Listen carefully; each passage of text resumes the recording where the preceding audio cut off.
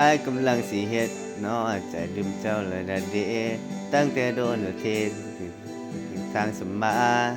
มันก็พอสิลืมแล้วล่ะมันก็ผ่านมาโดนแล้วล่ะแต่มื้อนี้เจ้ากลับมาบอกว่าเจ้าถือเขาเฮ็ดให้มีน้ำตาพร้อมกับถามว่ากลับมาเป็นคือเก่าสิได้บ่เจ้ากำมาสร้างบ่คิดพอแน่นอ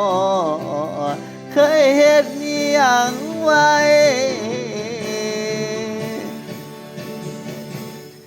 มันก็บ่แม่นของสิลืมง่ายๆพอตั้งท่าสิลืมเจ้าก็กลับมาใหม่ปานว่าเฮาเป็นของตายบทสิไปเจ้าก็ทิมไว้สมาเศร้าคิดสานางมาทางใดก็กลับไปทางนั้นล่ะอ้ายกำลังสิลบหอยน้ำตาเข้าใจอยู่ล่ะแต่ว่าอ้ายฮักบ่ได้ดอกหัวเธอหมุนแต่นั้นแล้วหูสู่อย่างสู่แนวว่าเธอนั้นบ่มีใจหูว่าเธอแค่เงาข้างกายหูว่าสุดท้ายเจ้าคงสิทิ่มไปอีกเที่ยโหหูว่าบ่ฮักอ้ายมันเจ็บว่าคักบ่เชื่อว่ามันไปได้ดีได้ดียังกลับมาปวดเอาเหลือแม่นสิบอกฮักจักเทื่อไอ้ก็บ่อินแล้วล่ะแม่นสิบอกฮักจักเทื่อไอ้ก็บ่อินแล้วล่ะ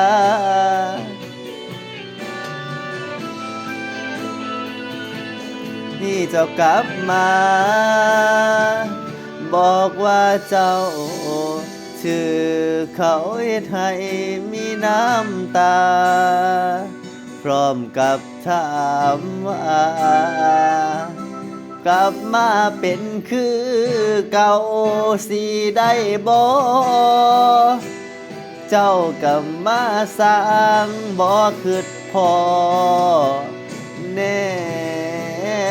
นอนเคยเฮ็ดอิหยังไว้โหมันก็บอกมันของสิลืมง่ายๆพอตั้งท่าสิลืมเจ้าก็กลับมาใหม่ปานว่าเฮาเป็นของตายบทสิไปเจ้าก็ทิมไว้ซ้ำมาเศร้าคิดสานาง